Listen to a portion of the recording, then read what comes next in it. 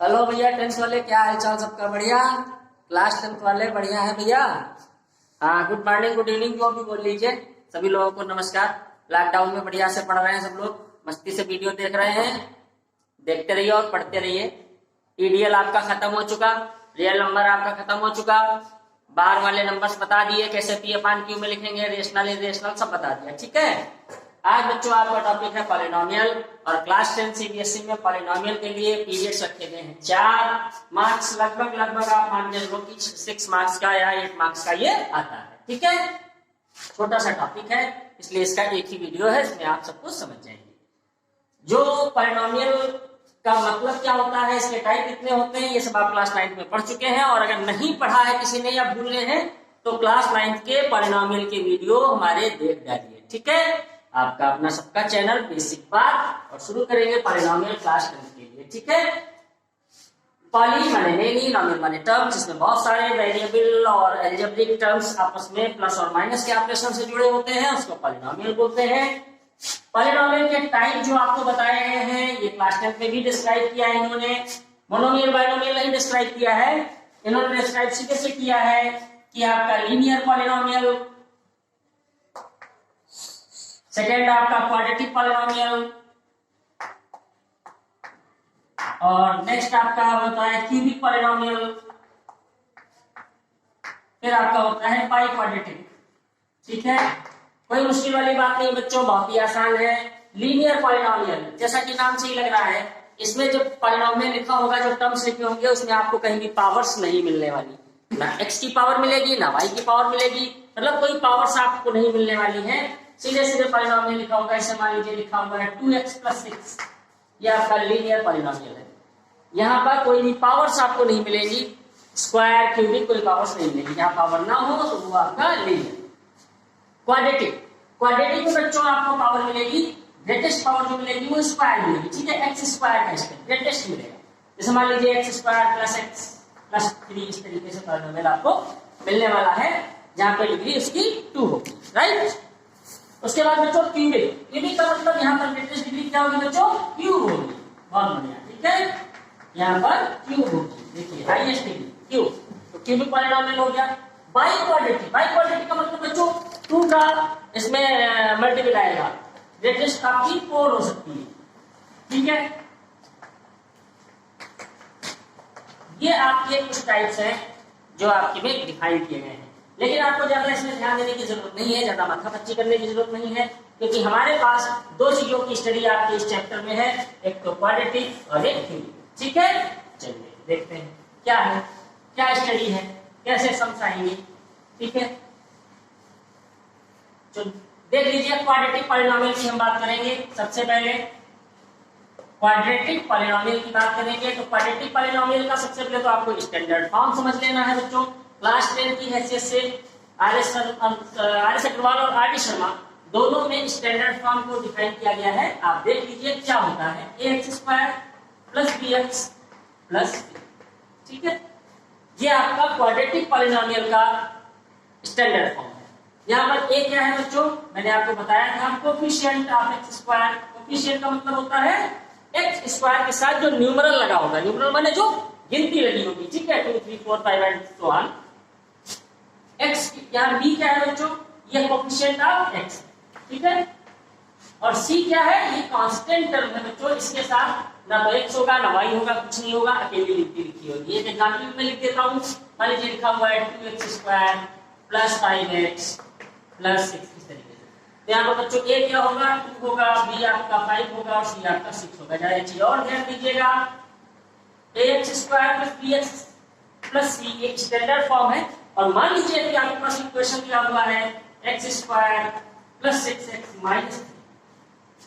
ठीक है, आप कंपेयर करोगे तो यहाँ तो a है लेकिन यहाँ कुछ नहीं है, जब कुछ नहीं होगा तो a की जगह 1 आ जाएगा। ठीक है, b की जगह 6 आ जाएगा, और जब c की हम बात करेंगे तो यहाँ पर देखिए माइनस आ गया है, लेकिन स्टैंडर्ड में प्लस है, c की जगह हम लिखेंगे माइनस। ठीक है, साइन को जरूर लिखिएगा। अब क्वाड्रेटिक इक्वेशन पे या क्वाड्रेटिक पॉलिनोमियल पे क्वेश्चन किस तरीके से आपकी बुक में पूछे गए हैं या एनालाइज हुए हैं। ठीक है, देखिए सीधे सीधे आते हैं, आपका स्टैंडर्ड फॉर्म क्या होता है, ax square plus bx plus c। और अगर मुझे याद है कि मैंने आपको बताया है कि फैक्टराइजेशन जब आप करते थे तो इस तरीके की इक्वेशन का आपने फैक्टर भी करा है, जिसको हम क्वाड्रेटिक इक्वेशन बोलते हैं। ठीक है, कैसे करा आपने, इसको कैसे करते थे, इसके दो केसेस मिलते थे। एक तो वो केस मिलता था जहां पे एक्स स्क्वायर केवल होता था, उसके साथ कोई गिनती नहीं होती थी, तो हमने क्या आपसे बताया था, सी कैसे टुकड़े करेंगे, इनको जोड़ने या घटाने से बी आए। जोड़ना और घटाना किस पर डिपेंड करता है, किस साइन पे बच्चों डिपेंड करता है। ठीक है, अगर यहाँ प्लस है तो टुकड़े जोड़े जाएंगे, यहाँ माइनस है तो घटाए जाएंगे, बहुत बढ़िया। लेकिन जब आप पॉलिनोमियल पे आते हैं तो कहानी लगभग वही होती है। ठीक है, इसमें निकाला क्या जाता है बच्चों, इसमें निकाला जाएगा रूट या जीरो, कुछ भी आप रूट कहिए या जीरोस कहिए। सीबीएसई में जीरोस कहा जा रहा है, यूपी में रूट कहा जा रहा है। ठीक है, अच्छा, उसके बाद निकाला जाता है relation between root and coefficient, यानी जो रूट निकलेंगे उनके और एबीसी के बीच में रिलेशन। ठीक है, और उसके बाद होता है बच्चों वेरिफिकेशन। ठीक है, कि वेरिफिकेशन हम कैसे करेंगे, इन तीन चीजों पर बेस सम आपके में आते हैं। ठीक है, कहीं कहीं पर क्या होगा कि आपको रूट दिया होगा और आपसे कहेंगे इक्वेशन बताओ या पॉलिनोमियल बताओ। ठीक है, आप पॉलिनोमियल बोलो, आपने पॉलिनोमियल बोला है तो एक सम उठाते हैं, सारा चैप्टर उसी सम में हो जाएगा। ठीक है, अब देखते रहिएगा, सावधान होकर देखिए वीडियो को। ठीक है, अब इधर उधर मत ताकिए जाके, अब बिल्कुल कायदे से वीडियो देखिएगा, क्योंकि एक सम से ही आप सब कुछ सीखने वाले हैं। ठीक है, चलिए एक सम उठाते हैं, पॉलिनोमियल उठाते हैं, quadratic x square plus 6x plus 9। ठीक है, ये आपका एक क्वाड्रेटिक पॉलिनोमियल है बच्चों। Why it is quadratic? Because it has the greatest power 2, therefore it is quadratic polynomial। अब हमसे कह दिया इसने कि सबसे पहले कोफिशिएंट निकालिए, यहां पर a b c क्या है। ठीक है, तो बच्चों ध्यान दीजिएगा मेरी बात पर, कोफिशिएंट, हमें कोफिशिएंट चाहिए, तो जैसे ही कोफिशिएंट कह देगा तो तुरंत इसका हम कंपैरिजन कर देंगे इसके स्टैंडर्ड फॉर्म से। क्लियर बच्चों, इसके नीचे आप स्टैंडर्ड फॉर्म लिख दीजिए, ax square plus bx plus c, बस कंपेयर कर दीजिए। ठीक है, यहाँ जब कुछ नहीं है तो 1 लिख लिया जाता, मैंने आपसे बताया था 1 इज गॉड, 1 तो सबके साथ है ना, हिंदी में छोटा अ सबके साथ है, 1 मैथ में सबके साथ है। ठीक है, तो a 1 यहाँ पर है, ऐसे देख लीजिए आप, a की वैल्यू क्या आ गई बच्चों 1, वेरी गुड, b की क्या आ जाएगी 6, c की क्या आ जाएगी 9, यही आपकी कोफिशिएंट। पहला सम हो गया, ये एक नंबर में आपसे पूछा जाता है। ठीक है, बहुत बढ़िया। अच्छा, अब सेकेंड चीज आपसे पूछ ली, कह दिया कि भैया रूट बताइए जरा, रूट या जीरोस बताइए क्या होगा। तो बच्चों रूट या जीरो का मतलब मैंने क्या बताया था आपको, सीधे एक्स की वैल्यू निकालिए, कुछ नहीं करना, इन शब्दावली में नहीं फंसना है। ठीक है, रूट या जीरो जहां पे आ जाए आप समझ लो कि यहाँ पर हमें एक्स की वैल्यू निकालनी है, फैक्टर करके यहाँ एक्स की वैल्यू क्या होगी। राइट, जैसे फैक्टर करते थे सिमिलर प्रोसेस करनी है। ठीक है, करते हैं बच्चों। तो हमारे पास इक्वेशन क्या है, x square plus 6x plus 9।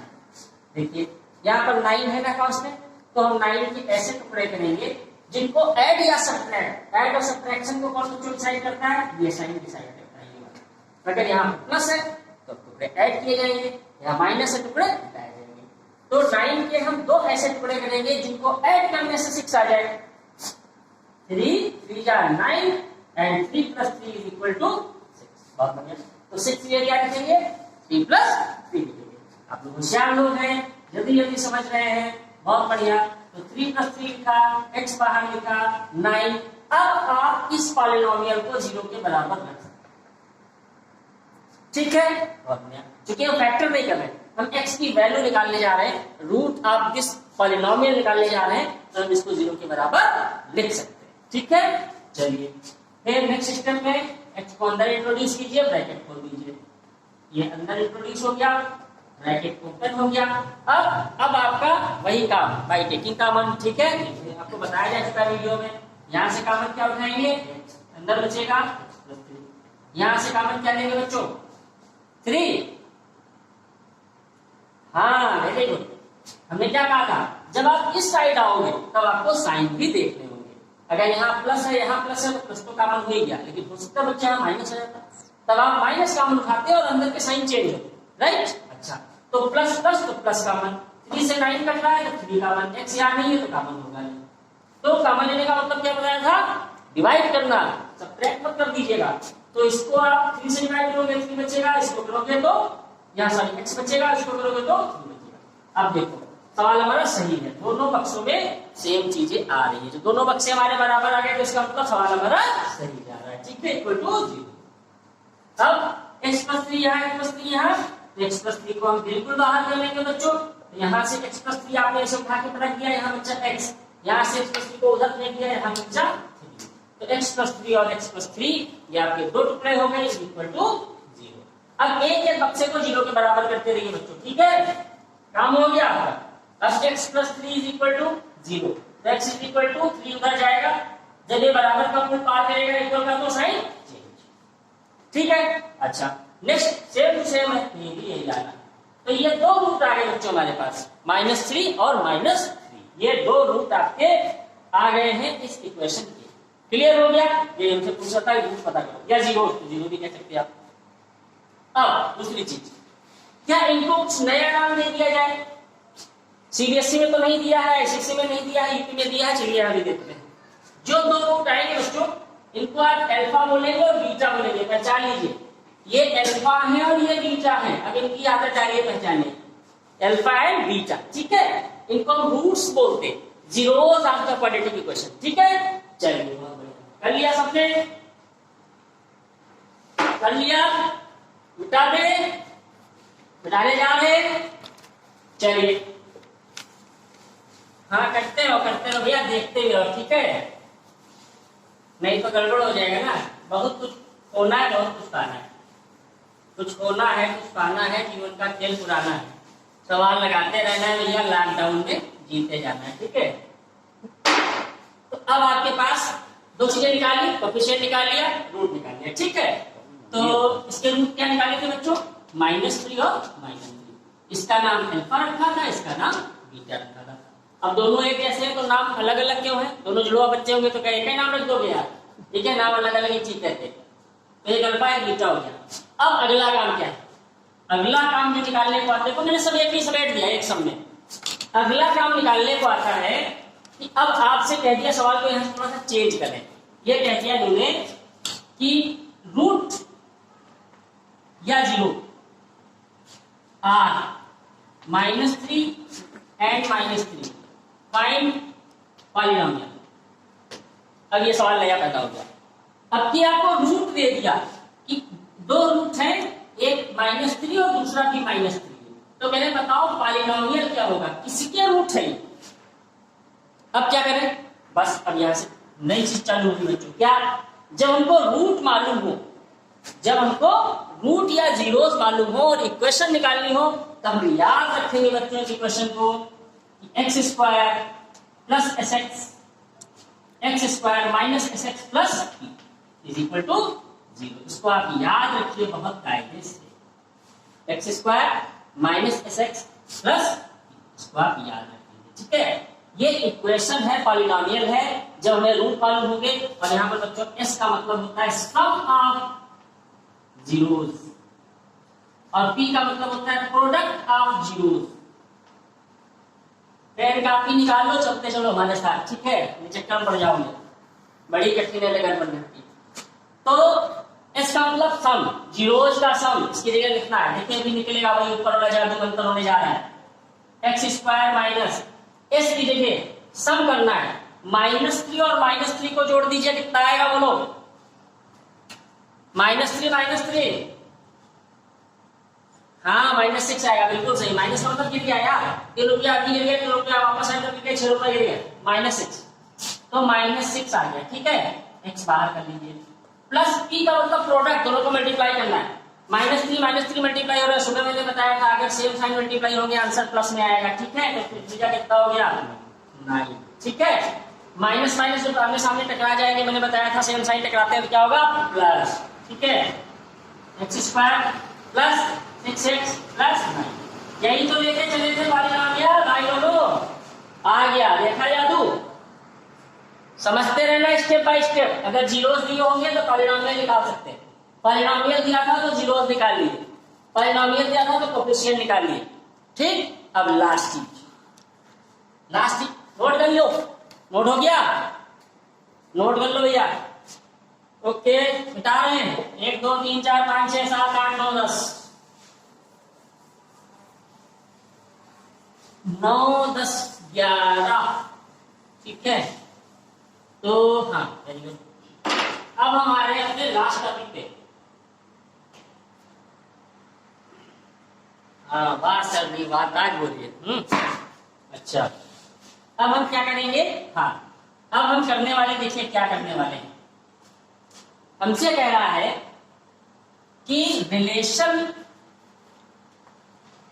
Between coefficient and zero. ये क्या? जीरोज और कोफिशिएंट, कोफिशिएंट का मतलब बच्चों एबीसी होता है, ध्यान दीजिएगा। ठीक है, इनके बीच में रिलेशन क्या होता है, बस सिर्फ आपको देखना है। तो जरा स्टैंडर्ड इक्वेशन आप देख लो, सब कहानी यही से क्लियर हो जाएगी। स्टैंडर्ड इक्वेशन क्या है बच्चों? ax square plus bx plus c। ठीक है, बहुत बढ़िया। इज इक्वल टू 0 कह लीजिए, क्या दिक्कत है? अच्छा, तो और जीरोस, तो जीरो से कोई रिलेशन नहीं है इनका। ठीक है, लेकिन जीरो के सम से है, तो जीरो से ही समझ लीजिए।